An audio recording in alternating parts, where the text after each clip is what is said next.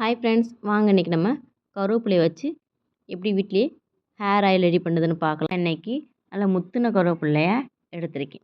நீங்களும் இந்த மாதிரி நல்லா டார்க் க்ரீன் கலர் உள்ளதை பார்த்து எடுத்துக்கோங்க. அப்போ தான் நமக்கு ஆயிலும் நல்லா டார்க் கலரில் கிடைக்கும். நல்லா இதில் சத்தும் நமக்கு நல்லா முழுமையாக கிடைக்கும். கொழுந்து கருவேப்பிலை எடுத்திங்கன்னா அதில் சத்து கம்மியாக இருக்கும். அதை முடிஞ்சளவுக்கு ஸ்கிப் பண்ணிடுங்க. பூச்சி இல்லாமல் நான் ஆல்ரெடி சுத்தம் பண்ணி வச்சுருக்கேன். அதை இப்போ மிக்ஸி ஜாரில் மாற்றிக்கிறேன். 1/4 லிட்ரு எண்ணெய்க்கு 1/2 கைப்பிடி அளவுக்கு கருவேப்பிலை ஆட் பண்ணிக்கிறேன். நீங்கள் எந்த அளவுக்கு ஆயில் எடுக்கிறீங்களோ அந்த அளவுக்கு கருவேப்பிலையை ஆட் பண்ணிக்கோங்க.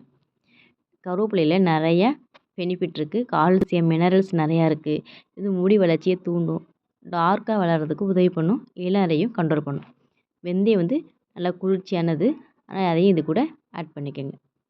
இது ரொம்ப அடிக்கணும் அவசியம் இல்லை, கொஞ்சம் குறப்பாக அடிச்சு எடுத்துக்கோங்க. இப்போ நம்ம ஆயிலை ரெடி பண்ணலாம். செக்கில் ஆட்டின தேங்காய் தான் எடுத்திருக்கேன்.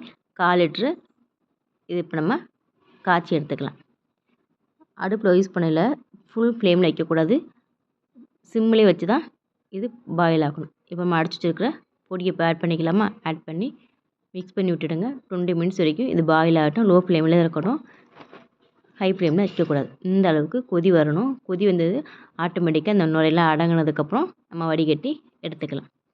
நல்லா ஆறுனதுக்கப்புறம் ஒரு கண்ணாடி பவுலில் மாற்றிக்கலாம்.